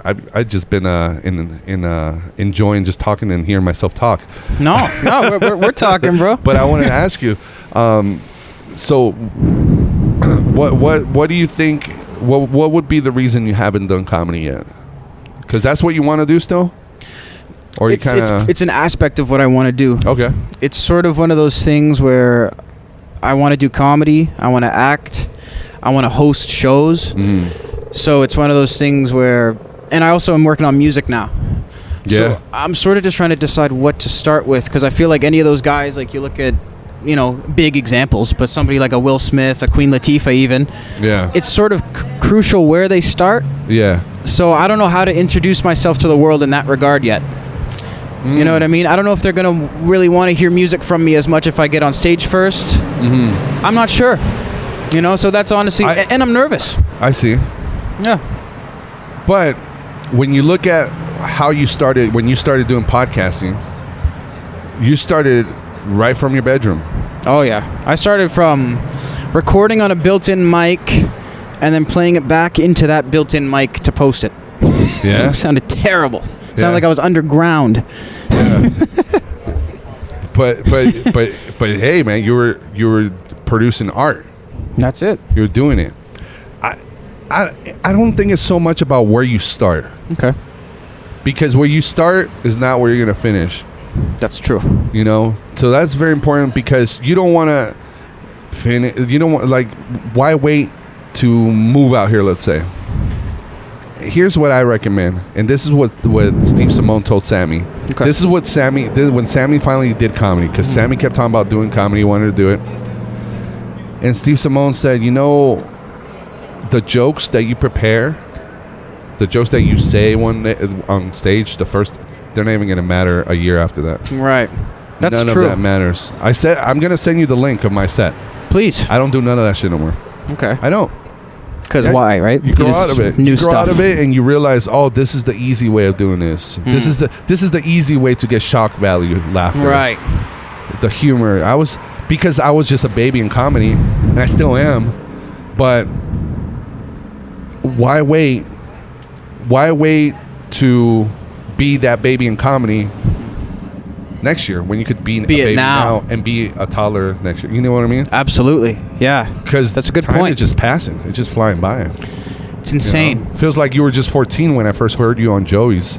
I know. It was just a lot of people still think I'm like a little 6 kid. Years. It's been 6-7 years, and it's like, yeah, it's great that you took your time. And here's the thing: when you do it, when you finally do it for a little while, and you might decide this ain't for me. Yeah. There's nothing wrong with it. Yeah. But I wouldn't say wait till you have the perfect joke, the perfect bit, because it's not going to happen. That's true. The perfect bit, the perfect joke, you know enough about comedy that doesn't really happen until you work it out on stage a lot. Yeah. No one will tell you what's good other than the audience, right? The audience. So it's like you got to get up there and find out what's good. You go up there, you record it with your iPhone, the audience is going to help you write your jokes. When you listen back and you ate a big fat one, you're going to cringe, but you're going to be like, yeah, maybe after 3 times, okay, I need to change this joke or give it up. Yeah. And she's like one of the best at telling me when a joke.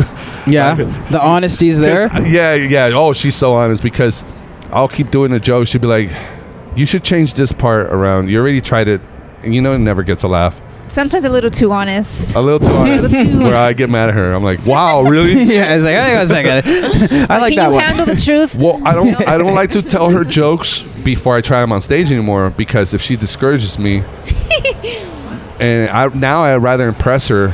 Yeah. I'd rather like not tell her, do it on stage. She'll be like, oh, I like that one, or because that's another thing. I think it's better to hold off your joke. And if you're going to try do it in front of somebody, but in a sneaky way. Oh, yeah. Don't tell them you're writing this, because then they're going to want to add something or change it. Yeah, that's always kind of weird, too, when you see that. What are you looking at me like that? I'm not looking at you. Oh, you give me that look. I just You're like, knew. Okay. I just knew. But she, and sorry, but she's dead on, though, when she tells me that I need to switch something up. Yeah. Like, last Friday, I did that joke. The iguana joke, it's just one of the dumbest jokes ever. And I'll just say here, I'm not trying to material, I'm just going to give you an example. Mm-hmm. But like I say, whenever you ask somebody if you have a kid, when it's somebody that doesn't have a kid and they have a dog or a cat, they respond, no, but I have a dog. Right. No, but I have a kid. It's like, I didn't ask you if you had a cat. Yeah, I see if I had a kid. Yeah, you had a kid. Yeah. And I say on the joke, only people that have cats and dogs respond that way. Right. Because we think we're better than people. Right. Because I have dogs, but it's like you never hear somebody say, oh, no, I don't have a kid, I have an iguana. Right. It's just a cat or a dog. Yeah. So I do that joke. That joke gets a laugh, but then I have the other joke after that. The gerbil part. I say, I don't have a kid, I have a gerbil. Yeah. You never hear somebody say that. Yeah. And it worked better? Or? It works better, but she's right, though. She's heard me say those 2 jokes side by side, and they can't. It's either or. Yeah. So she's like, you need to drop one of them. Mm-hmm. Because one gets a good laugh and the other one doesn't, or then the iguana doesn't and then the other one does. So this is the writing process of it that I'm trying to, like, kind of, it's just an example, right? So yes. She tells me, drop the iguana, just try the gerbil. And then I do it at LA Comedy Club right after Sam's show. And then it went a whole different way. Same joke, but with a little change. A little change. Right. Because what you say after. Oh, yeah. Oh, you can't say it. Right? I don't want to give up my punchlines. Oh, okay. No, I'm just kidding. No, I'm probably not even going to do this 6 months from now. You'll buy tickets at FreddyCorrea.com. Yeah. No, it's. I'm embarrassed to say it. It's just so stupid. Oh, It just, I say, you never hear somebody say, I don't have kids. I have a gerbil. Mm-hmm. His name's Richard Gere. It just, it's a stupid joke. It's a throwaway joke. But you're working on it. Yeah, working on it. Yeah. That's funny. Yeah. Well, part of what you mentioned, and I like that, and I hate to always compare it to other arts, but they're so similar. It's hard not to. There's nothing wrong with it. Yeah, I heard this music producer interviewed. I can't remember him, but big time guy, and he said an artist should never show somebody their song before it's done, because if they, like you said, if they discourage it, it'll affect you. But if they encourage it, it'll affect you. Yes. So that was a really cool thing that I heard. If somebody's like, that's really good, you're like, this is good, but what if it's not? That's deep. So I always think about that. I try to finish, but sometimes I think about it too much to the point where I can't put anything out. Yeah. So it's a trade-off. Yeah. But it's a good point. Like, that's so good. Yeah. Even if they encourage you, it's going to affect you. Yeah. And it could be a really bad, like, it might not be good, because that is so true. Because sometimes I think of a funny premise, a funny joke, and I'll share it with a buddy that's a headliner, a pro comic that does it full time, and their vision is not my vision, and they try to go a different way with it. Yeah. And I just listen to their advice. I'm like, ugh. Like, I think it's gross what they're telling me. It's true. Yeah. So you got to keep that close. You know, very close. But it goes back to what we talked about before. It's the audience. Yeah. That's the audience. Yeah, the audience. And that is true, because growing up in church, I used to write songs, like worship songs. Do you guys grew up religious or anything like that? Yeah? Yeah, my pops did. Yeah? Me a little bit, yeah. We went to church Christmas. Dad's a minister? Yeah? What kind of, like, denomination? Anglican. Anglican, okay. You went to church, right? Yeah, I grew up in the church. I went to church every Sunday. Every Sunday? I was choir boy. I was altar boy, you name it. Yeah. So I mean, I used to write music, write songs and stuff. I was the worship leader. I would show sometimes. I noticed that's so funny. I would show some people my songs, and they would always give me some kind of advice that affected me a weird way. I never thought about it like that. Who said that? Who's the one that gave you that advice? I just saw it somewhere. Who said that? Yeah. So good. I was just looking up. Yeah, I was looking up like music theory and stuff, and it's just that was just. I always think of that. Yeah. All the time. Because I'm always tempted to say, like, hey, I just wrote these 2 lines of a song. Yeah. But that person that you're telling that doesn't have the rest in their head. They don't have the concept, so it's completely out of their world, out of your world. It just becomes something different at that point. Yeah. So yeah, I think you gotta get it ready. Yeah. Not gonna go on stage with half a joke, I guess. Fuck. No. Well, but look, there's nothing wrong with trying to get advice from somebody or some feedback. Yes. Because somebody that has done it for a little while might have a little bit more insight or something. So like yes. Whether it's feel free to reach out to me when you want to work out a joke, and I've helped a lot of friends that I met through the internet as well. Like my buddy Dave Nunez and Che, shout out to them in Houston. They started doing comedy, and they would send me their ideas, and I would give them some feedback on it. Nice. But I would always tell them the same thing. Until you do it on stage, you're not gonna know if it's. Yeah. It's crazy. It's a crazy game. Yeah. But you clearly enjoy it. Mm-hmm. Yeah. I can't wait to get on stage now, though. Yeah. I think it's just a feeling. That feeling you had when you went to LA Comedy Club, you're like, I think I could do this. Yeah, dude. That's the bug. Yeah. That bug's trying to bite you. Brewing, right? Yeah. Because we were at an open mic. We would go to the open mics when Dave told me to go check out these spots. I started going to these open mics, and like I said, it took me like 6 months to actually man up and do it. But I would go out there. I forgot to mention James Goff, huh? James Goff is another comic that with Dave working at the same comedy club, Catch a Rising Star. Okay. He came to Reno, and I told him I wanted to do comedy. He gave me advice, and he's like, next time I come to Reno in a couple months, if you're not doing stand-up, I'm gonna kick your ass. Because I just gave you all this advice. You didn't take it, then I just wasted my time. And bro, like, he's one of my mentors. I'm in touch with him. He lives in New York. Nice. He's a beast of a comic. It's crazy. Anyway, what was I saying? Forgot what he said he was going to kick your ass if you didn't do comedy. That's right. So then I started going to the open mics, and that's what I want to get to. Yeah. That bug, that thing that's ruining you. I would see the guys going up, and I'm like, I am way funnier than these guys. Right. Fuck these guys. That's the other one. I'm funnier than this guy. Yeah. And that's just your ego, whatever it is inside of you. But there's really nothing wrong with that. That's just you being, having that competitive spirit and all that. Right. I could do better than that, which is great. Maybe you're not meant for it if you don't have that. Like, if you don't have some of that, I don't think you belong in it.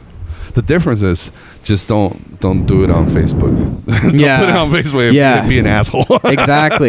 No, that's the hardest thing. It's like Man, I murdered tonight. Yeah. What's up? Yeah. Every time I go to write something on social media in this day and age trying to do entertainment, I think about it for like 10 minutes. I'm like, am I going to post this? Yeah. It's crazy shit. But what's the perception you're going to give? Yeah, honestly. But I think it's getting better for comics. What do you think? In terms of the censorship and I think it's getting better, and I'm just gonna sound like a hack because I just heard Rogan say it, and it's so true.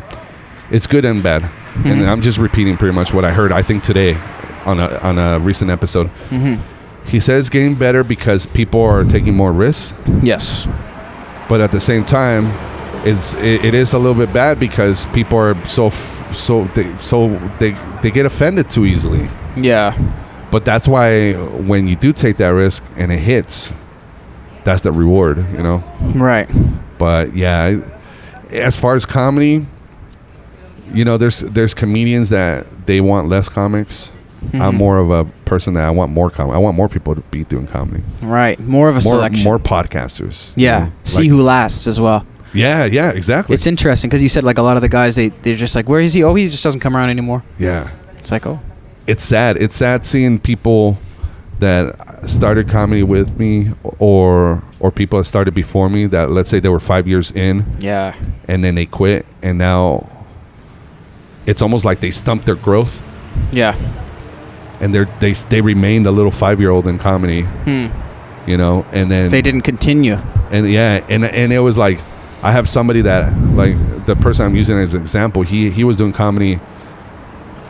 He was already like headlining at 5 years doing comedy, dude. Wow. Killer. Wow.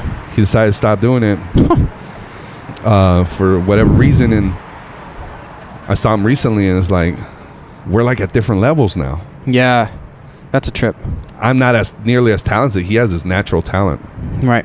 But we're at different levels in the sense that he stayed small. He stayed in that little... The material never grew. Yeah. The subject matter and everything. Yeah. And then it's sad. It's really sad. It's weird. Yeah. It's a strange thing. Yeah.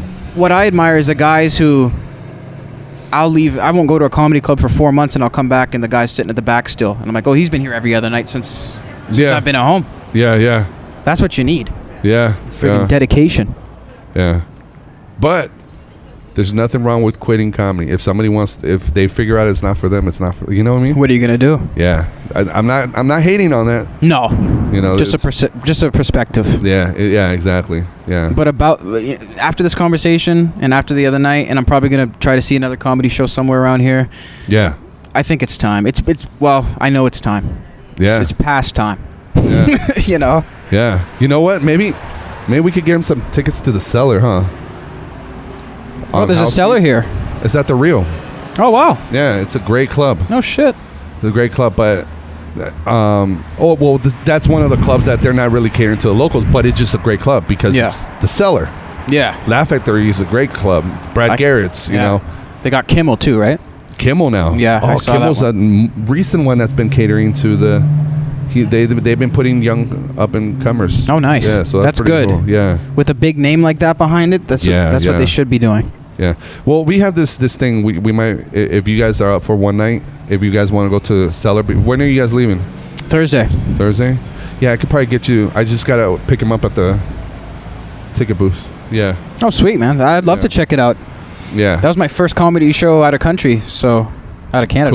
Cool. So yeah. crazy shit. The Cellar is a different style. It's more like the Comedy Store because they put like 5 or 6 comics and everybody's just 15 minutes. There's no like headliner. Right. Okay. Yeah. So it's just pretty people cool. come up. Yeah. But That's it's pretty incredible. cool. So you feel like doing it? Yes. Yeah. Oh, I do. Absolutely. And you mentioned music. What are you doing with music? Like, are you playing music or are you making beats? What are you doing? Both. I've been playing drums since I was like 13. Okay. And I'm picking up guitar now. I write raps. I write like acoustic songs. Just everything. Because I'm just looking at artists. There's artists from sort of my like generation who are around my age. Yeah. Who are doing stuff like, I don't know if you know XXXTentacion. Yeah. He got shot and everything, right? But he was 20 or 19 when he passed. Yeah. And he would release an album of a Spanish song, hard hip hop, screamo metal. Yeah. All in one album, acoustic. And I was like, you know what? I think the most beautiful thing about music, especially, is that there's no rules. As long as it sounds good. That's the only rule. Yeah. So I'm like, it's just such a nice creative outlet. Yeah. So, but that's the thing. You just have to dedicate to being a multifaceted artist, because like I don't want to come out as a rapper or a rock guy. Yeah. I just want to come out as an artist. And even that, I'll tell you, like, same thing as comedy, as it goes with comedy. There's open mics for hip hop. Wow. You know, I guess so. I'm sure if you find them in Edmonton, in the state of Alberta. Yeah. My favorite state. Yeah. The great state of Alberta. You'll find there's open mics for that, for hip hop. There is actually. Yeah. I actually went, it wasn't an open mic, but I went to a showcase. Yeah, see? Yeah, and that was one of the things that like, okay, I really opened my eyes. I would say start going to those and start going to some open mics for hip hop, because that's going to encourage you too. Yeah. And I would say even that, anything that you want to do, I disencourage to wait till you move to the place where you want to. I say start now. I agree. Earliest. Now that we're talking about it more, and I've sort of been hearing it, but it's just, I feel like things make more sense when you change your perspective. Yeah. So now that I'm out here, things are making more sense to me. Are you recording raps and everything? Yeah. Spin some bars and all? Yeah. Go out there and go spit some bars. Yeah. You know? Go do it. I saw some guy with a mic out on the strip. I was like, I want to grab that and start rapping. Yeah. You know? Like, yeah. Start doing it. It's all in all, what I see in you is like you're a creator. You're an artist. You know, ever since you've been interviewing people. Yeah. That right there is an art. Yeah. You know, the way you're able to ask questions and get something out of somebody, like a response. When you ask a question, you're getting an answer from them. Mm-hmm. And at the same time, you're controlling the narrative with the question. Right. I heard Larry King on WTF a long time ago. That was a good one. I heard that too. You heard that one too? I remember bits and pieces, yeah. I learned so much from that one because he's one of the greatest, if not the greatest interviewer. Like, he's just great. Insane. And what he told Mark Maron is that you could control a conversation with questions. Yes. And a lot of people just want to talk and just do their spiel, but if they jump in and ask a question, they could really take a hold of that conversation. Yeah, switch things up. Yeah. That's so cool. Yeah, I love Larry King, man. Yeah. I mean, obviously, if you're an interviewer, I got the chance to. Well, when I interviewed Adam Carolla, I asked him this one question, and he was like, "That's a good question." And that night, he interviewed Larry King, and he was like, "I did an interview with some kid today, and he asked me this, and I wanted to ask you." Oh wow. And I was like, "Larry King's answering my question." Like, you got to be shitting me. Yeah. It's like a guy like that, and even Oprah, I fucking paved the way for even a podcast. Yeah. She was like one of the first men on the street interviews going into the audience. So what do you think about this? Yeah. Tough topics. Yeah. It's the original, man. Yeah. So it's big respect for that. Dude, when Oprah interviewed Michael Jackson. Yeah. Crazy. See, that's what type of stuff I want to do. Like, I want it to be like nationwide on TV, like 6 p.m. The interview. Yeah. With such and such. Yeah. You know, it's like. And then she backstabbed them and interviewed the accusers. Yeah, seriously. We'll go make a documentary. How do you feel, Drew? Like, your son interviewing all these big people and all that. What was the first time you found out about that? Did he go up to you and ask you? Yeah, he came up to me. What year? Like 13? Yeah, I was like, I was like 10, 11. I want to start a podcast. I'm like, a what? What's a podcast? yeah. My mom too. Yeah. Yeah. So he had an old MacBook and Bill, that's all you had, and I think like you said, just right in the built-in mic. Right. Yeah. And that's all he had, and he made it work. We didn't stand in his way. Yeah. You know. Like, It's sort of weird to think about because it's been like 10 years, so it almost feels like all I know in a weird way. Like I just wake up, I check my email, I send out requests, and I work on them. That's all I've been doing for like 10 years. Yeah. So it's like it's just ingrained at this point, and I love it. So and you were 13? Well, I was like 10. 10? But when it really got serious was when I was 13. Yeah. And then like Kiss reached out to me and shit. Like that's when that started happening. Wow. So what was the first time you decided like popped in your head, I want to interview people? It was when I first heard Corolla. And I first heard Rogan. The first episode of Rogan I heard was with Corolla. It was episode 101. That's how far back I go. Oh, wow. So I heard that, and I was, first of all, blown away by the language. I'd never heard anyone speak like that and so vulgar. But I was like, this is interesting. And then I was a Kiss fan, so I started listening to a Kiss podcast. Because I was reading a book about Kiss fan magazines. Yeah. I got that book because I was such a nerd, right? Uh-huh. And then it talked about how people would make their magazine talk about Kiss so much that they get the recognition and finally meet the band and interview the band. And I was like, I want to do that. So then I discovered a podcast at the same time and said, I'm not going to do a magazine. I'll just talk. Yeah. So that's how it was like a perfect storm of Corolla and Joe Rogan and Kiss. Yeah. And yeah, it just made sense. And who was the first person? Was it Kiss first that you interviewed? Somebody from Kiss or? No, it actually took me about 4 or 5 years to interview a member of Kiss. The first person I ever interviewed was, I was reaching so hard. The guy who did the artwork for the Kiss Monopoly box. I started so small. Yeah, yeah. And choppy connection. We cut in and out, but he just said, figure it out and call me back. Yeah. I was friggin' 11. Uh-huh. Oh, it's just... So, yeah, and then... So you were 11 at that time? Yeah, and then after a while with the Kiss stuff, because it was just a Kiss podcast. Yeah. I got tired of it. Yeah. So I started a second show. That was when That Reporter Kid started. And I was young and dumber. And I hit up Joey Diaz, and he came on the first episode of that show. On the very first one? The very first episode, because I had done the Kiss shit, gotten a bit of a name. Joey saw it, and he saw one of my little YouTube videos. You remember the Cinnamon Challenge? Yeah, yeah. That's how I got introduced to Joey. Oh, wow. I tweeted it to him. Yeah. And he retweeted it. He must have been high. He was like, this is fucking hilarious. And yeah, I reached out. And then the next day, I got a tweet from Red Band. He's like, when am I coming on your show? Not fair. Oh, wow. And I was like, what the fuck? Yeah. And then all the Death Squad guys started coming in. And you had Red Band as well? Yep. I had Red Band, Ari, Sam Tripoli, Eddie Bravo.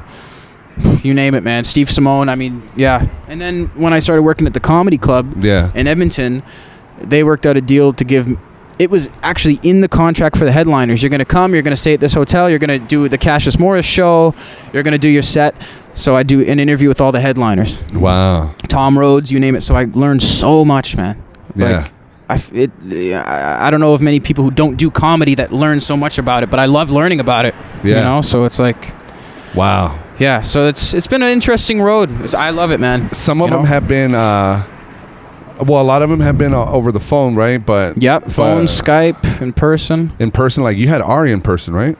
Yep, and on Skype. The first time was on Skype. I was like 12, and then he came to the Comedy Club. I did sound for his shows, and I asked him to do the show. He did it. Oh, wow, that's pretty cool. Yeah, I mean, I got to meet Doug Stanhope down there. I think I worked sound for his show. Bobby Lee I met. TJ Miller. I mean, it's a great club. Like they bring in a lot of names. You know, so it's we should have started with me asking him questions because this is so much more interesting. No, man, come on. Like, for listeners, you have to wait until an hour into it. Hey, man, I was fascinated with what you were telling me though, because it's a new perspective, and I think at least I know that you do more of the lighter conversational stuff. This is a little newer for my listeners, and this is something I'm trying to inch into. Mm-hmm. So I think they like it, like the man on the street stuff and all that. I'm gonna do some here, I think, because I got a little ass cord, so I can just put the Zoom in my pocket, just walk around with a mic. Yeah. So I was thinking of just walking around interviewing some people here, because I did it in Edmonton. Yeah, dude. You a good spot to hang out is by, I would say, like Harris. I mean, anywhere really, but you could just go up to some people. I mean, there's always people walking around. Yeah. I've always wanted to do that. Yeah. Go out, just interview people about just random stuff that's going on or something like that. Yeah, and a lot of people that do it, they do it with an agenda. Yeah. You know, you'll see a right-wing guy go to a left-wing gathering and he's trying to disprove everything they say. Oh, yeah, yeah. You'll see shit like that, and it's just like, I'm not interested in that. So I want to give the experience just of the street. Yeah. You know, so I was thinking maybe Fremont Street even. Yeah. Something like that. I loved it down there, man. Holy shit. Yeah. Did you go to crazy down there? So you went to the casino area. Did you get to see like the bar scene right after that? Yeah, we left the enclosed part. Okay. And we walked around a bit. Good. We saw the biker bar. Yeah. All that stuff. Cool. Yeah. All that area is pretty nice. Gold Spike. If you go back, check out Gold Spike. Okay. It's like they have giant Jenga, giant beer pong with trash cans. Oh wow. They got all these cool like games. They got Foursquare. I don't know if you ever played that. Tetherball. Heard of it. Heard it's Foursquare. Yeah, they got all that stuff. But yeah, it's pretty cool, man. And kind of wrap up, one of the biggest ones that I thought it was huge was when you interviewed, I think you interviewed Joe Rogan on Adam Carolla's show. Yes. So Adam had you call in. Yeah, and interview Joe. Yeah. So, yeah, I mean, when you talk about coming full circle, when in the many ways you have, like with Joey meeting your heroes, that was that moment for me, because that, like I said, the first thing I heard was Joey and Adam, and then here I am with Joe and Adam. Yeah. And it was just I was physically sweating, like I was petrified for that. Yeah. Like I've never been more nervous in my life. Wow. But yeah, I mean, I can never thank Adam enough. I got the chance to thank him recently when I interviewed him. I told him you were one of the first people to give me a chance in this business, and I will promise to make you proud. Yeah. And he, you know, so I got genuine love for that guy, man. He didn't have to take my original call. Yeah, yeah. You know? So it's cool. Big respect. I love that. Shout out Corolla Digital, you know? Yeah, dude. Yeah. Honestly, man. Yeah, man. Well, that's pretty cool, man. And you've had then extensions, like I would say, like me or Miss Cleo. Yeah. From the church and all that. Yeah. So that's pretty cool. Now I met Willie the other night. We've had a couple people, man. Yuck Nasty.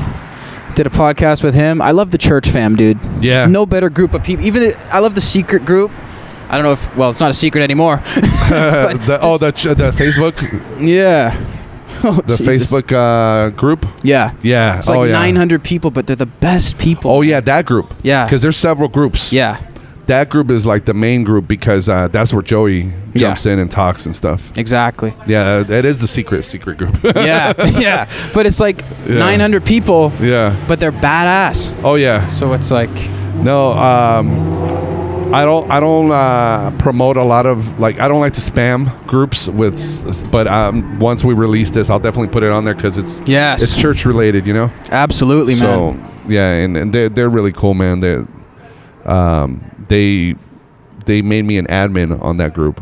Oh, and nice. I'm just like the worst admin because I don't really go in there and control stuff, but they have a lot of them. They have like 20 admins, but it was just so cool that they even made me one. Yeah. So, and it's cool that everybody interacts. You know, Joey jumps in there. It's beautiful, man. Yeah, that guitar guy, Sinkirin. Okay, I've seen that name. Like that. I didn't know. He's been on Joey's podcast a lot. Okay. He gets on there. Yeah, it's pretty cool, man. It's really cool. But yeah, man. So what's next for Cassius now? You came to Vegas for a week. Yeah. Going back all inspired. Yeah. What's next is making some goddamn money and getting to LA. Yeah. And doing LA. Yeah. That's what's next. And then come back here. Yeah. I really like the people I've met here. I have some friends, some connections. Yeah, dude. I just love it. Lizzie and I are always here to help out. So. Yeah, it's great to actually meet you guys face to face. What's next for Freddy? What's next for Thanks for the Invite? Oh, well, poppin'? Thanks for the invite. We're just about to release episode 200 with Lee Syatt. Hey. Oh, wow. Congrats, man. I think he was on my 100th episode. Mine too. Funny. Oh, no way. Yeah, so cool. He was on my 100th episode. I guess that's his gig, the 100 episode man. Yeah, he is. That's awesome. And I think he was on the Cobra Cast 100 episode. I don't know if you know Bobby. I do. Bobby Sharon. Yeah. He's a great guy. Yeah. I stayed with him in Austin recently. Oh, nice. That's where he's at. Went to visit, and yeah, he's a great dude, man. But yeah, so Lee Syatt is on my 100 episode with my co-host Ian Burford and my buddy Sammy. We talk about our experience at Skankfest this year and all that. So that's so cool, man. Yeah, it was pretty cool. But that's what's next, pretty much as far as that goes. The podcast studio is almost done at my house. Oh, so, wow. I'm doing a lot of remote. I want to, I'm very inspired by you a lot. Like thanks, I told Lizzie a while back when I saw you doing remote interviews, it lit something in my head. I'm like, oh, thanks. I need to start doing this. We have the technology. It's just a matter of getting off our asses and doing it. Well, yeah, exactly, man. You know? And likewise with the comedy and everything. Yeah. I mean, it's so that's something that, like, when I think about all the people I know in comedy, I could have all these great names jump on the podcast, even if it's just a 10-20-minute interview. Yes. Their name's going to be on Thanks for the Invite. Yeah. That's the thing. People get too carried away because Joe Rogan does 3 hours. So everybody wants to do 3 hours. It has nothing to do with 3 hours. It has to do with the content. Exactly. So it's like, that's the way to do it. So where can people find it? Should we do our plugs? Yeah, let's do the plugs. Okay, man. Go ahead, please. All right. FreddyCorrea.com. And you could find all my social media on there. Instagram, all that stuff. And if you're in Vegas, anybody listening that, even if it's a year from now, if we're still here, hit me up. You want to go to LA Comedy Club? That's my home club. So I could, it's on me. I'll comp whoever wants to go watch a free show. I don't get points for it. I just want people to have a good time and enjoy themselves. So nice. LA Comedy Club, I'm always there performing. Tuesdays is my regular night unless something changes. But as far as that goes, I mean, follow me on social media to see upcoming shows. Yeah. Yeah. So it's not like I'm on tour or anything. I have a day job. That's all right, man. At least you got a website, which I'm lacking. My website's down right now, but I'm on Instagram, Twitter, Cassius Morris _, and Facebook.com/Cassius Show. This is the Facebook page for the podcast. There you go. And this has been incredible, man. This is so much fun. It's been a long time since I've done a SwapCast. So this was really fun, man. Same here, dude. I did one with Bobby Sharon. Oh, nice. Yeah, a long time ago, too, though. But, yeah, I'm excited. We bought a house last year, so it was hard to jump on the podcast. Oh, well, congrats. I would set up on the kitchen table and then tear it down. And I'm like, no, I need to have a podcast room. So yeah. So now it's coming. Yeah. Nice, man. Yeah. So. Well, I can't wait to see the finished product. Thank you, dude. Thank you so much. Thank you, brother. It was great meeting your dad, too, Drew. Absolutely, man. Great to meet you, brother. I love it. We got to get a photo. Yeah, let's do it. Let's do it. Let's do a photo. So we should ask that? No, not that guy. Cassius, where could people find you? Instagram. You just said it, and I just fucking asked you. It's okay. Don't worry about it. All social media. All social media. Cassius. And we can continue to pretend to talk while he takes a candid photo. Huh? There we go. Take some, baby. But so what should we pretend we're talking about? I think I could actually talk about how damn good that food was. That food was really good. Really good. That food was really good. I gotta come back and get that platter. Yeah. Your dad did mention you'll be sorry later, something about the beans. Yeah. I caught that. You caught that? I caught that too. I was like, so you gotta better be careful with the bombs that are gonna go on tonight. I got that. I'm just gonna have to walk around the lobby for a little while. Right on, man. Well, cool. Thank you, bro. All right, thanks, man. Anything else? I think that's it for me, brother. Damn. Now right. 27. Here we go. Much love, guys. We out.